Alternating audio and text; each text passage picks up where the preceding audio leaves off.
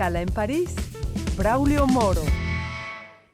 Bienvenidos a Escala en París, una emisión de Radio Francia Internacional en colaboración con France 24 en español. La Amazonía, ese vasto territorio que se encuentra en América del Sur, está amenazada de muerte. La acción de empresas extractivas y la inacción y complicidad del gobierno que dirige el presidente Bolsonaro en Brasil han causado daños irreversibles a ese vasto territorio, pulmón de la humanidad. Al mismo tiempo, la llegada de la pandemia está afectando a la población local, los amerandianos que se encuentran en ese territorio y amenazan su vida precisamente. Para hablar de este tema, saludamos aquí en nuestro estudio a quien es director del Centro Nacional de Investigaciones Sociales, especialista de la Amazonía, ha trabajado en ese territorio desde hace 37 años. Stéphane Rostand, bienvenido a esta Escala en París. Es usted también autor del libro que se llama Amazonía, la arqueología de mujer. Muchas gracias por acompañarnos. Buenos días. La COVID-19 se ha ensañado con la población brasileña. Es el territorio de América Latina más afectado por la pandemia de la COVID-19.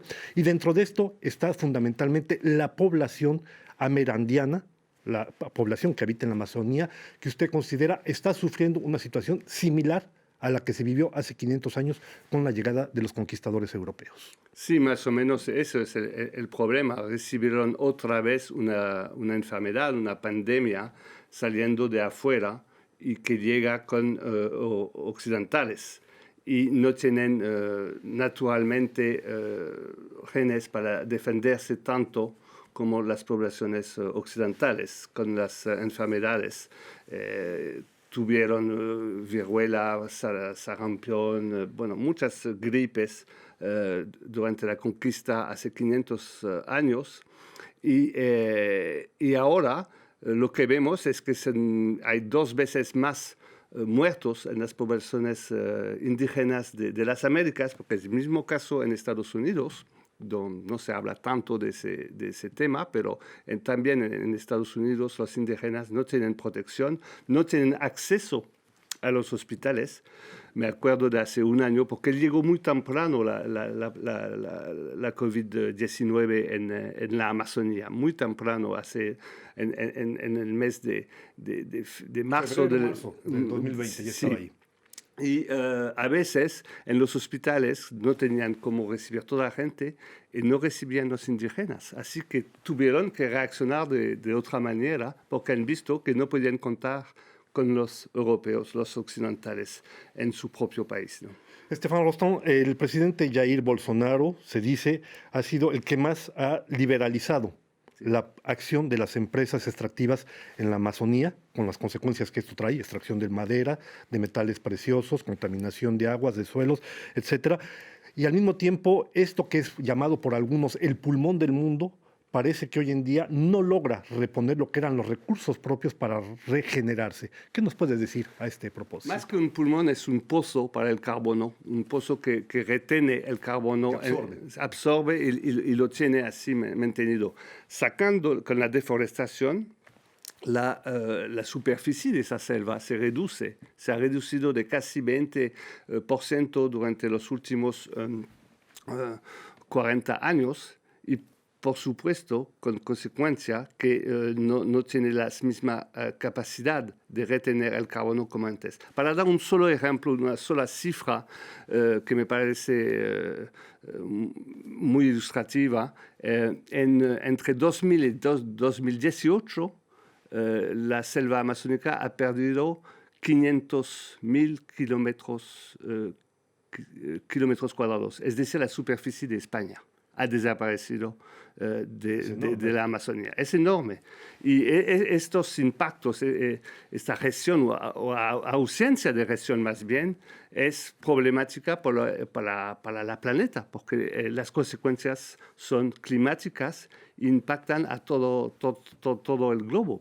Hay que recordar simplemente que la extensión de la Amazonía es equivalente al conjunto de los países de la Unión Europea, todos sumados. Es una superficie gigantesca. El hecho que usted menciona, que precisamente se pierda el territorio de España, es una cosa más que inquietante. A este propósito, eso significa pérdida de diversidad biológica y sobre todo agotamiento de tierras y la posibilidad de que vuelvan a emerger, que vuelvan a surgir esos microbios, bacterias enterrados desde hace miles de años en una región que hasta ahora más o menos, ha estado relativamente intacta. Hay que acordarse que las primeras pandemias salieron de África tropical, como el VIH, el SARS. Las segundas vinieron del suroeste de Asia. Sí, así.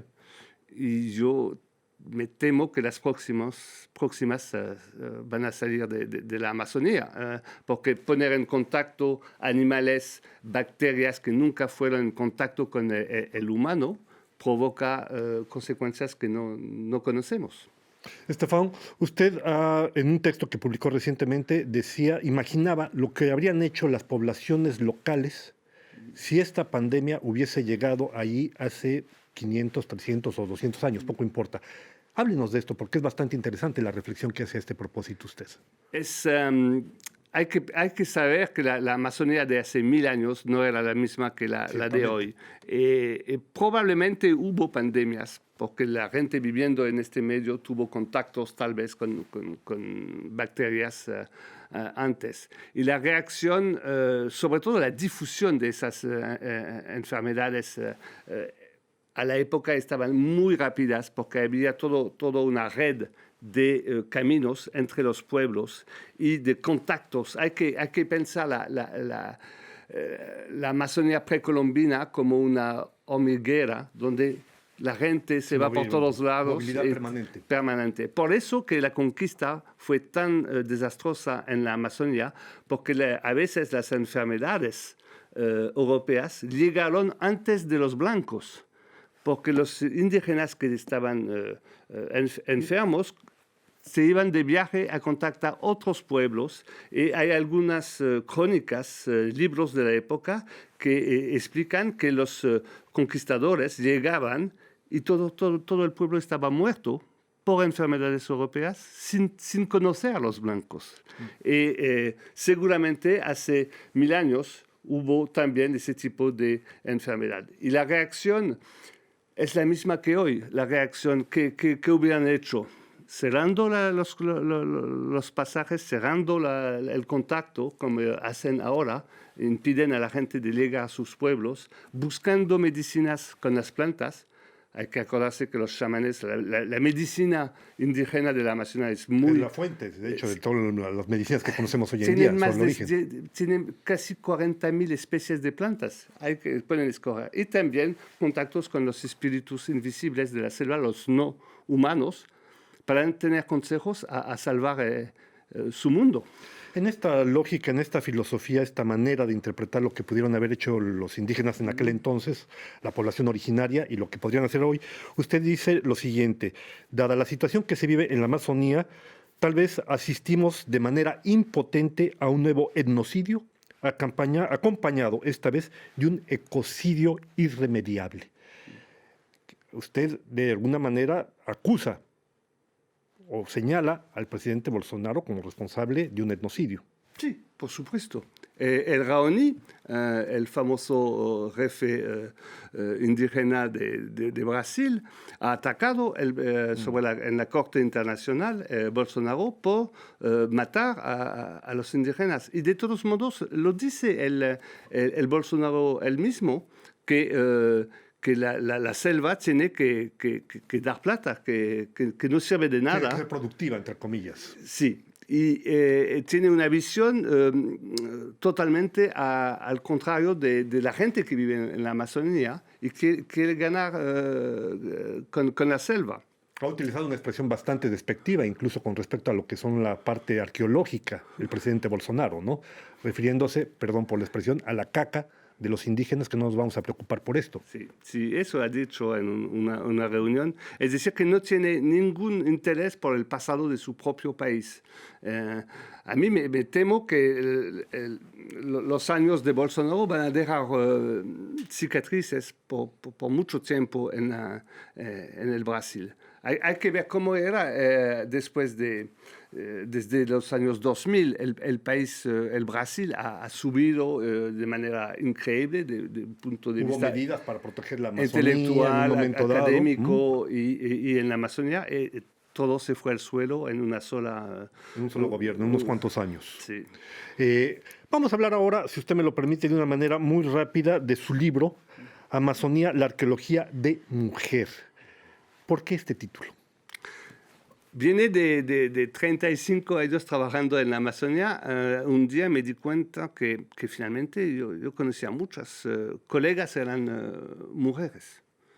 Y yo pensé que por placer yo me acercaba a ellas. En realidad es porque son más numerosas que los hombres. Es el único lugar en la planeta donde hay más mujeres en la arqueología que hombres. Hay 2 veces más mujeres. Y a pesar de eso, son citadas en las producciones científicas 2 veces menos. Es decir, que no se reconoce su trabajo y siempre la gente cita a los hombres y no a las mujeres. Y me pareció súper injusto y yo quise hacer un enfoque sobre el trabajo de estas investigadores. Mira, somos 2 hombres que hablan otra vez de mujeres. Sin duda, es verdad, lo reconozco. La próxima vez trataremos de que sea una colega quien le entrevista a usted, porque hay que decir que produce una cantidad de libros impresionantes. Decíamos, son 37 años de estar investigando en la Amazonía y pues está anunciado ya su próximo libro. ¿Cuál será el título del próximo libro que usted publica? Se va a llamar La selva virgen de Amazonía no existe. Y es más sobre la deforestación y el manejo de la selva por los indígenas, de una parte, y por los occidentales, por otra parte. Y una comparación de este manejo de la selva que es opuesto, digamos. Este libro de la Amazonía, la arqueología de mujer, es una manera de, digamos, poner el reflector sobre un sector de la población de investigadoras, como usted lo dice, que pasan normalmente en lo oscuro, que son negadas, que son invisibles.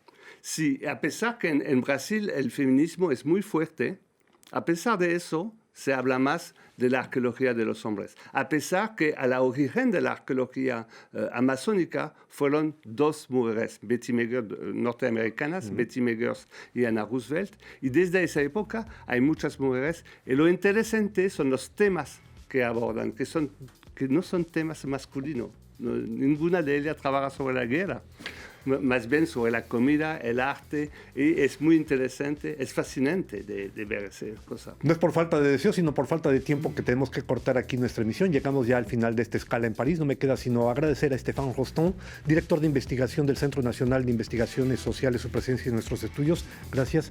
Y ustedes, hasta muy pronto en otra escala en París.